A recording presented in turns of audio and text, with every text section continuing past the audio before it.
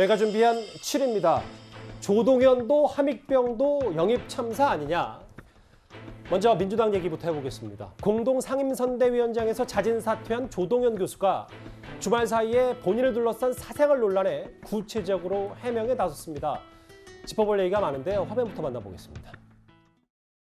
제 개인적인 사생활로 인해서 많은 분들께서 불편함을 분명히 느끼셨을 것이고 분노도 느끼셨을 텐데 그런 부분에서 너무나 송구스럽고 죄송하다는 말씀을 좀 먼저 드리고 싶고요. 저 같은 사람은 그 시간을 보내고도 꿈이라고 하는 어떤 도전을 할 수 있는 기회조차도 허락을 받지 못하는 것인지를 좀 묻고 싶었습니다. 성폭력으로 원치 않는 임신을 하게 됐지만 폐쇄적인 군 문화에 신고하는 엄두를 못 냈다. 당시 전 남편과의 혼인관계는 사실상 파탄난 상태였고 종교적 신념으로 출산하게 됐다. 본인이 자진 사퇴 선대위원장에서 한 것과는 별개로 구체적인 설명을 법률 대리를 통해서 내놨거든요. 어떻게 저희가 봐야 될까요? 저는 사실 좀 이 주제는 더 이상 얘기 안 했으면 좋겠다는 생각이 들거든요. 그리고 예. 별로 이렇게 유쾌한 주제가 아니잖아요. 그리고 공방이 있을 것도 아니고. 아하. 그런데 저는 왜 조동현 씨가 법률 대리인을 통해서 또다시 얘기를 하는지 그것도 좀 이해하기가 힘들어요. 이미 정리가 됐으면 그냥 조용히 그냥 떠나면 되는 건데 그게 아니고 나는 억울해라는 식의 주장을 지금 하고 계신 거잖아요. 근데 지금 내놓은 그런 해명을 곰곰이 읽어보면 글쎄 좀 사실은 흔쾌히 받아들이기도 쉽지는 않거든요. 저렇게 똑똑하고 능력 있는 분이 일방적인 성폭력을 당했는데 거기에 대해서 아무런 어떤 항의라든가 저항, 법적 조치라든가 이런 것들을 하지 않았고 남편에도 얘기하지 않았고 단지 그것이 어떤 종교적인 사랑으로 애를 낳아서 키우다가 남편이 이 애가 왜 이러지라고 여기 문제를 삼았다? 개인적인 추론이 많이 들어가신 것도 같습니다. 그러니까 일단, 그래서 예. 사실 그런 부분들에 대해서는 그냥 얘기하고 싶지도 않은데 예. 왜 또 저렇게 얘기를 해서 논란을 만들어내는지를 잘 모르겠어요. 그냥 덮어뒀으면 좋겠어요. 그냥 검증 자체를 제대로 안 했고 또 본인도 그런 부분에 대해서 얘기 안 했잖아요. 민주당에게 내가 이러이러한 일들이 있었다. 근데 괜찮겠느냐라고 안 했기 때문에 그냥 덮었으면 좋겠는데 자꾸 말씀을 하셔서 긁어 부스럼이 되는 것 같아요. 이게 근데 이 부분 중에 저희가 진전 교수가 SNS를 썼다 지웠다 하는 내용의 포인트를 두기보다는 사실이더라도 해서는 안 되는 말이다 라고 했다가 그 판단은 내가 내릴 수 있는 게 아니다. 제가 주제를 넘었다. 이렇게까지 얘기할 정도로 어쨌든 이 사생활 논란 혹은 본인이 성폭력으로 임신하겠다. 이 부분이 여전히 본인이 자진 사퇴했음에도 정치권에서는 꽤 민감한 부분이기 때문일 겁니다. 예, 사실 저희가 이 주제로 한 일주일 남짓 그 민주당 쪽 패널 특히 변호사인 분들하고도 제가 방송도 많이 하고 사석에서 얘기를 하면서 그분들하고 얘기를 해보면 저희가 이제 다 공유하는 게 법조인으로서는 판결문이 있어요. 이 사건은 판결문이 있는데 판결문에서 이 조동현 씨가 그 전 남편한테 위자료를 1억 넘게 준 건 사실이에요. 근데 그렇다면 본인이 하는 얘기 중에 혼인 관계가 사실상 파탄난 상태다. 그렇다면 여성이 남성한테 위자료를 1억 주는 판결문이 나오기가 어려워요. 저희가 다 인정해요. 어느 쪽 진영에 있는 변호사든. 예. 그래서 이분이 말씀하시는 것처럼 이런 사안이 있었다면 그 위자료 소송을 할 때는 그 판결 그 과정에서 재판 과정에서는 이 얘기를 안 하신 거예요, 이분이.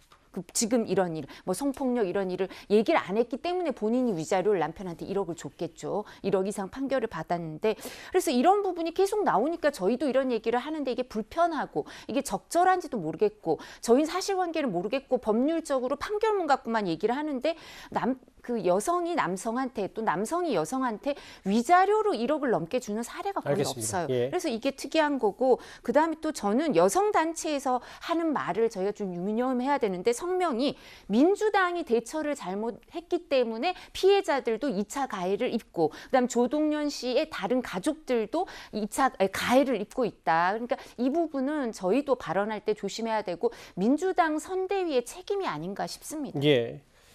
이미 조동현 교수 측은 강용석 변호사 등을 고발했습니다. 조동현 교수 입장문, 주말 새 있었던 저 입장문에도 여야는 온도차가 있습니다. 본인 과거를 물론이고 그분의 아이의 이름까지 공개하고 하는 것이 과연 적절한지 우리 사회가 이번 계기로 한번 판단해보고 점검해봐야 되는 거 아닌가라는 생각이 들 정도입니다. 민주당의 경우 조동현 씨가 사생활 논란에 휩싸여 사퇴했습니다. 이 사례에서 저는 민주당의 민낯을 보았습니다. 자기들이 필요해 영입했던 사람에 대해서까지도 달면 삼키고 쓰면 뱉는 행태를 보였습니다.